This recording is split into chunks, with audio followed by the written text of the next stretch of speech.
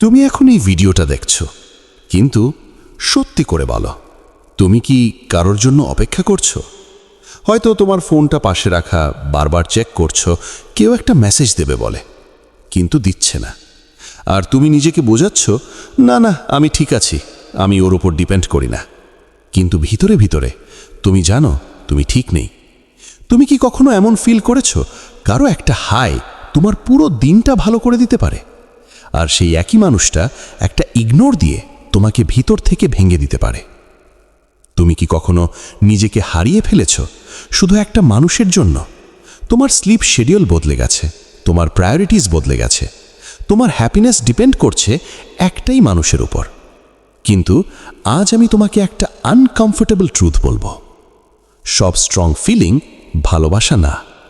হ্যাঁ, সব intense emotion, সব কেয়ার, সব মিস করা, সব ভালোবাসা না।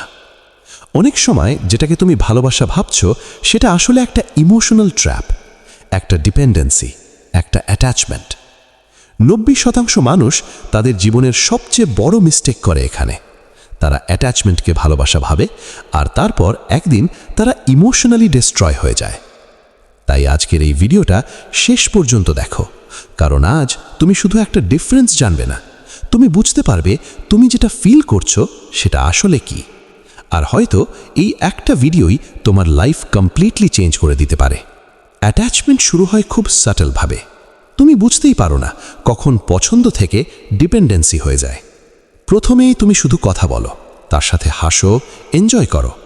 তারপর ধীরে ধীরে তুমি এক্সপেক্ট করতে শুরু করো, সে রিপ্লাই দেবে, সে টাইম দেবে, সে তোমার মতো ফিল করবে।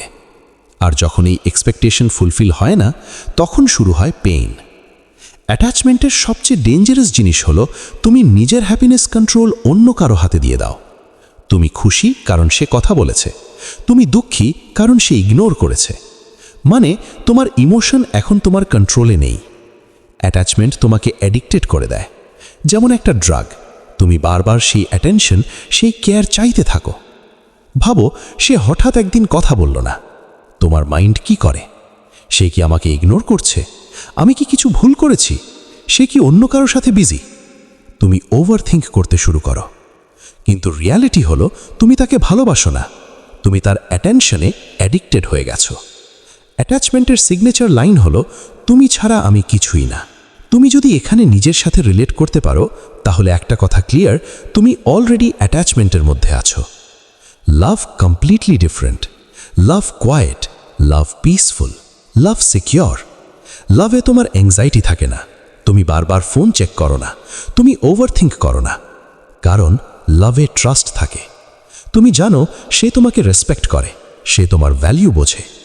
লাভে তুমি তাকে কন্ট্রোল করতে চাও না, তুমি তাকে গ্রো করতে দাও। সবচেয়ে বড় সত্য, লাভ কখনো তোমাকে ছোট করে না, লাভ কখনো তোমাকে ইনসিকিউর করে না।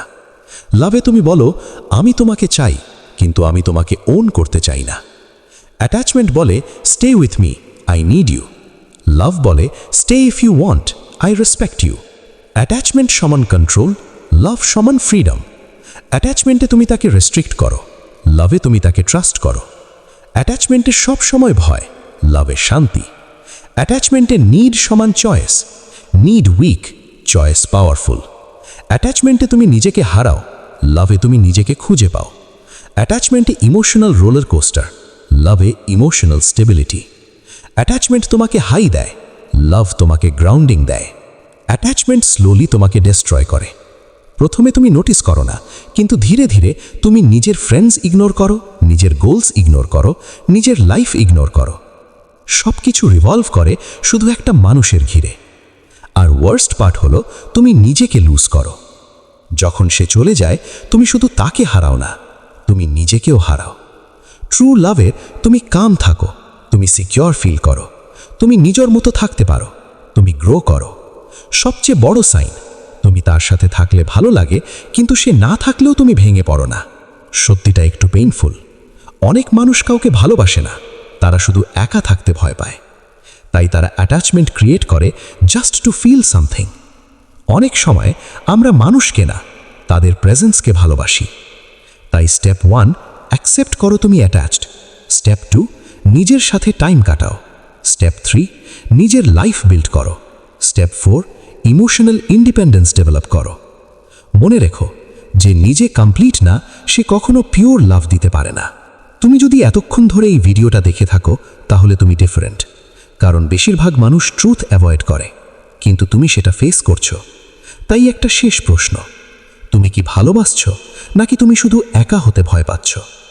কারণ অ্যাটাচমেন্ট তোমাকে বন্দি করে, লাভ তোমাকে মুক্ত করে। ট্রু লাভ কখনো তোমাকে ভাঙে না, ট্রু লাভ তোমাকে তৈরি করে। এই একটা ডিফারেন্স বুঝে গেলে তুমি আর কখনো ভুল মানুষকে ভালোবাসা ভাববে না।